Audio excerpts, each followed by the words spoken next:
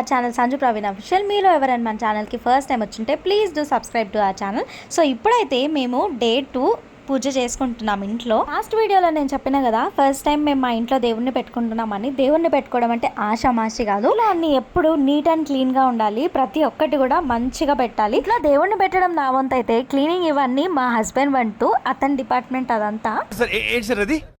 అదేలేండి, మీరు విన్నది కరెక్టే. తనకి కొంచెం క్లీన్గా ఉంటే ఇష్టం, డీప్ క్లీనింగ్ చేస్తూ ఉంటారు. ఇప్పుడు ఈవినింగ్ అయింది కాబట్టి దేవుడికి పూజ హారతి ఇవన్నీ ఇద్దామని చెప్పి అన్నీ క్లీన్ చేస్తున్నా.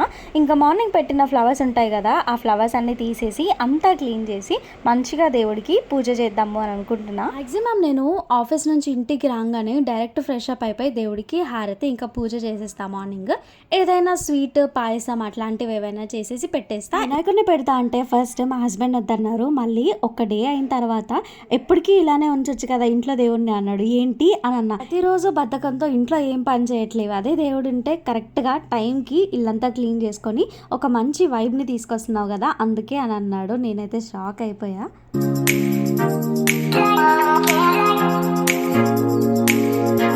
మనకిష్టమైన దేవుడి కోసం ఏ టైంలో అయినా మెలుకుని పూజలు చేస్తాం కదా, మంచిగా మొక్కుకుంటాం మంచి జరగాలని చెప్పి. స్కూల్లో ఉన్నప్పుడు గణేష్ టెంపుల్, కాలేజ్కి వెళ్తున్నప్పుడు సికింద్రాబాద్ గణేష్ టెంపుల్ చాలా ఇష్టం. అక్కడికి వెళ్ళి మంచిగా పూజ చేసుకుంటే పీస్ ఆఫ్ మైండ్ ఉంటుంది, చాలా ప్రశాంతంగా ఉంటుంది. ఆ రోజు మొత్తం చాలా ప్రొడక్టివ్గా అనిపిస్తుంది. మీరు ఒకవేళ సికింద్రాబాద్కి దగ్గరలో ఉంటే ఒకసారి టెంపుల్కి వెళ్ళండి, ఆ రిజల్ట్ మీకు కనిపిస్తుంది, చాలా బాగా అనిపిస్తుంది. పువ్వులు అయితే అస్సలు ఉండట్లే, ఒకటి తర్వాత ఒకటి పడిపోతూనే ఉన్నాయి. నేను ఆల్మోస్ట్ 5 minutes నుంచి చూస్తున్నా, అస్సలు ఉండట్లేవు అవి.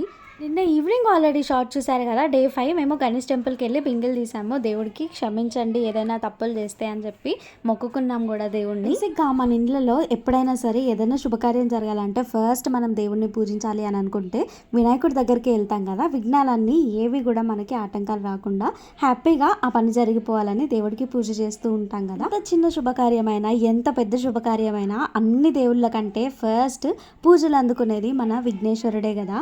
ఆ ప్రసాదాల విషయానికి వస్తే రోజు నేను దేవుడికి 3 varieties ఆఫ్ స్వీట్స్ చేద్దాం అనుకున్నా, కానీ టైం లేదని చెప్పి ఒకటే వెరైటీ చేశాను, అది కూడా పాయసం. దేవుడికి పూజలు చేయడంలో ఎంత ఓపిక ఉండాలంటే మమ్మీ వాళ్ళు చేస్తున్నప్పుడు మనకు అస్సలు అర్థమయ్యేది కాదు, ఇంకా మమ్మీ ఎంతసేపు చేస్తుంది అని చూసేవాళ్ళం. కానీ ఇప్పుడు మనం స్వయంగా చేస్తుంటే ఇన్ని పనులు ఉంటాయా, ఇంత ఉంటుందా అని చెప్పి అనుకుంటాం కదా. చాలా ఓపిక అవసరం. పని ఎదుటి వాళ్ళు చేస్తున్నప్పుడు మనకి ఈజీగానే అనిపిస్తుంది, కానీ అది మనం చేసినప్పుడే తెలుస్తుంది దాని వాల్యూ ఏంటి, దాంట్లో ఎంత కష్టపడాలి, ఎంత ఓపిక ఉండాలి అనేది. ఎక్కడి నుండి వచ్చిందిరా బాబు ఈ కొత్త పూజారి? నేను పూజారి కాకపోయినా పూజలు అయితే బాగానే చేస్తున్నాను కదా, ఎందుకంటున్నావు? తెలిసి ఒకటి తెలియకుండా చేస్తున్నావు కదా, దాని గురించి అంటున్నా. వినాయకుని పైన ఇష్టం ఉంటే కాదు, అన్ని తెలిసి ఉంటేనే చేయాలి పూజ అయినా ఏదైనా. ఇష్టం ఉంది, అలానే పూజ కూడా చేస్తా. చూస్తున్నావు కదా 3 days నుంచి నేను పూజలు ఎలా చేస్తున్నా నీకు తెలియదు. చూస్తున్నా డే 1 నుండి ఈ 3 days అనేది నీలో చాలా చేంజెస్ వచ్చాయి. ఆ చేంజెస్ కి నేను కూడా చాలా షాక్ లో ఉన్నా, ఎందుకనంటే పనులన్నీ నువ్వే చేస్తున్నావు కాబట్టి. 3 days కాదు, నాకు ఎప్పుడైనా ఇదే భక్తి ఉంటది, కాకపోతే మనం ఇంట్లో దేవుడికి పూజ చేయం కాబట్టి ఇదన్నీ నువ్వు ఎప్పుడు చూడలేదు. నీలాంటిదే దేవుడు అంటే ఇష్టం అని చెప్పి పూజ అంతా చేసి కొబ్బరికాయ కొట్టడం మర్చిపోయింది. సర్లే, అవన్నీ నువ్వు నన్నే అంటున్నావు, అది అర్థమైంది. కానీ నేను ఇంకా పూజ చేసుకోవాలి. పూజనే కదా, మంచిగా చేసుకో, ఏది స్కిప్ చేయకుండా మంచిగా చెయ్యి. అవును, ఇంతకీ నీకు ఇవన్నీ ఎలా తెలుసు? నువ్వు క్రిస్టియన్ కదా, ఇంకా దేవుడు పూజలు అంటే నీకు నచ్చవు కదా, ఇవన్నీ ఎలా తెలుసు? నాకంటే ఎక్కువ అన్ని బాగా గుర్తు పెట్టుకొని దీని తర్వాత ఇది చేయాలి, దీని తర్వాత ఇది చేయాలి అని ఎలా చెప్తున్నావు?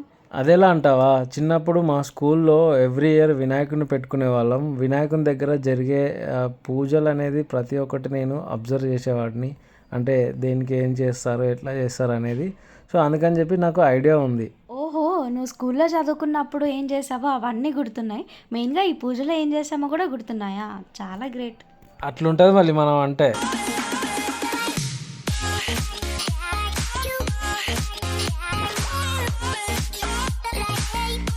ఇప్పుడు చూడు, నేను పూజ చేస్తా.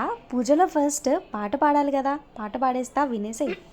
ఏకదంతాయ వక్రతుండాయ గౌరీ తనయాయ ధీమహి గజేశానాయ బాలచంద్రాయ శ్రీ గణేశాయ ధీమహి. వామ్మో, నీలో ఇంత పెద్ద సింగర్ దాగిందా? అప్పుడప్పుడు మన లోపల కళాఖండాలు బయటపడితే అవి నువ్వు చూసి భయపడకు ప్లీజ్. పాట కంటిన్యూ చేయమంటావా? నువ్వు కంటిన్యూ చేయి, నేనైతే బయటకు వెళ్ళేసి వస్తా. అన్నట్టు ఈ సాంగ్ నీకు కూడా వచ్చు కదా, ఒక 2 lines నా కోసం పాడొచ్చు కదా, అదే ఆ దేవుడి కోసం కూడా పాడొచ్చు కదా. ఓకే, నీకోసం ఒక 2 lines అయితే పాడతా, నన్ను మాత్రం తిట్టుకోవద్దే.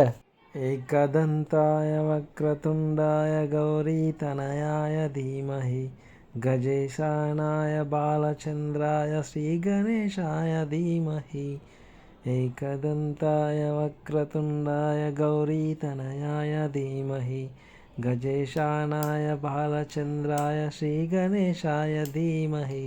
ఓ చాలా టాలెంటే ఉంది. సబ్స్క్రైబర్స్ మీరు అందరు చూస్తున్నారు కదా, తను పాట పాడాడు, నేను పాట పాడాను. ఎవరి పాట బాగుంది అనేది ఖచ్చితంగా కామెంట్ చేయండి. పాటలు పక్కకు పెడితే ఇంకా దేవుడికి పూజ అయితే చేసేద్దాము. నేను ఈ ఇయర్ లో కోరుకున్న పనులన్నీ జరగాలని దేవుడికి మనస్ఫూర్తిగా కోరుకుంటున్నా. ఎలాంటి ఆటంకాలు రాకుండా మీ ఫ్యామిలీ మెంబర్స్ కి మీకు హెల్త్ మంచిగా ఉండి అన్నీ మంచిగా జరగాలని అయితే నేను కోరుకుంటున్నా.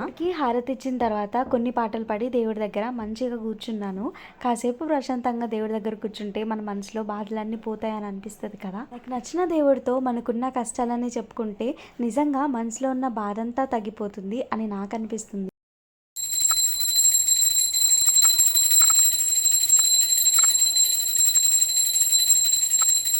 ఈ 3 డేస్లో తనలో నేను అబ్జర్వ్ చేసింది ఏంటంటే ఎవ్రీడే చాలా టైర్డ్ అయిపోయి ఆఫీస్ నుండి వచ్చేది. కానీ ఇప్పుడు ఏంటంటే రాగానే అన్ని పనులు చేసుకొని ఐ మీన్ పూజ చేయడం కానీ, లేదంటే ఇల్లు శుభ్రం చేసుకోవడం కానీ, వంట చేయడం కానీ ఇవన్నీ క్లియర్గా చేసుకున్న తర్వాతనే పడుకుంటుంది ఎంత లేట్ అయినా. సేమ్ అలానే ఈవినింగ్ కూడా లేచి పూజ చేసి బాక్స్ ప్రిపేర్ చేసుకొని మళ్ళీ ఆఫీస్కి వెళ్ళిపోతుంది. ఆ వినాయకుడు ఈ 3 డేస్ లాగానే ఎప్పటికి ఇలానే ఉంచితే బాగుండేది అనిపిస్తుంది. సరేలే చేద్దాం అవన్నీ, కానీ నిద్ర కూడా ఉండాలి కదా.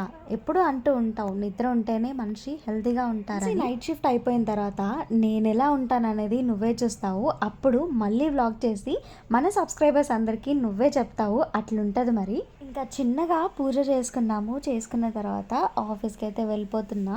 అసలు ఆఫీస్కి వెళ్ళాలనే అనిపించట్లేదు, కానీ ఏం చేస్తాం, తప్పదు, ఇంకా ఆఫీస్కి వెళ్ళాలి. వినాయకుడిని పెట్టిన తర్వాత రోజు మార్నింగ్ దేవుడి దగ్గర దీపం చూసుకుంటూ నేనుంటున్నా, నైట్ మొత్తం దేవుడి దగ్గర దీపం చూసుకుంటూ తను ఉంటున్నాడు.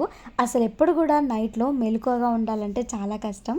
కానీ లేచిన వెంటనే దీపం ఉందా లేదా, దాంట్లో ఆయిల్ లేదా ఉందా అని తనే పాపం చూసుకుంటున్నాడు. చాలా హ్యాపీగా అనిపిస్తుంది నాకు. ఎందుకంటే తనకి నాకు వినాయకుడు అంటే చాలా ఇష్టం. మా ఇద్దరికి ఒక మంచి ఎఫెక్షనే ఉంది దేవుడితో. అందుకేనేమో దేవుడు ఫస్ట్ టైం మా ఇంటికి వచ్చాడు. మా ఇంట్లో 2 years నుంచి ఎప్పుడు కూడా దీపం పెట్టి ఏ దేవుడికి పూజ చేయలేదు. కానీ ఫస్ట్ టైం ఆ వినాయకుడినే తీసుకొచ్చి మా ఇష్టమైన దేవుడికి దీపం పెట్టాము. నాకైతే చాలా హ్యాపీగా అనిపిస్తుంది. ఇప్పుడు ఇంట్లో పూజ చేస్తా అంటే అసలు నచ్చదు తనకి, కానీ ఆ దేవుడి కోసం అనంగానే ఒప్పుకున్నారు ఇంట్లో దేవుడిని పెడతా అని. ఇంకా వెంటనే ఇంట్లో దేవుడిని తీసుకొని వచ్చి మంచిగా ఈ 3 days అయితే పూజ చేసాము. కొన్నవన్నీ జరిగితే ఎవ్రీ ఇయర్ ఇంతకన్నా మంచిగా చేస్తూనే ఉంటాము దేవుడికి పూజ. ఈసారి మా ఇంట్లో దేవుడు ఇలా పూజలు అందుకున్నాడు. ఇంకా నెక్స్ట్ ఇయర్ ఏదైనా తప్పులు జరిగితే ఆ తప్పులన్నీ మళ్ళీ సెట్ చేసుకొని మంచిగా పెట్టుకుంటానని అయితే నేను మొక్కుకుంటున్నాను. అందుకే మీ ఇంట్లో మీరు గణేశుని పెట్టుకున్నారా లేదా అనేది కమెంట్ చేయండి. అండ్ మా దేవుడికి అయితే చూస్తుంటే చూడాలనిపిస్తుంది. అస్సలు ఆఫీస్కి వెళ్ళాలనిపించట్లేదు, కానీ తప్పదు, వెళ్ళాల్సిందే. నాకు తెలియకుండానే చాలా క్లిప్స్ అయితే కవర్ చేశారు మా వారు. నేను అసలు చెప్పలేదు. ప్రతిసారి నన్ను వీడియో తీ అంటే ఎప్పుడు తీయడు, కానీ ఈసారి ఎందుకో నేను దేవుడి దగ్గర పూజ చేస్తుంటే చిన్న పిల్లలాగా అనిపించానంట. అందుకే ఇంకా దేవుడి దగ్గర చిన్నపిల్ల పూజ చేస్తుంటే ఎలా ఉంటుందో చూస్తా అని చెప్పి, ఆ మెమరీస్ ఎప్పటికీ ఉండాలి కదా అని చెప్పి వీడియో అయితే తీస్తున్నారు.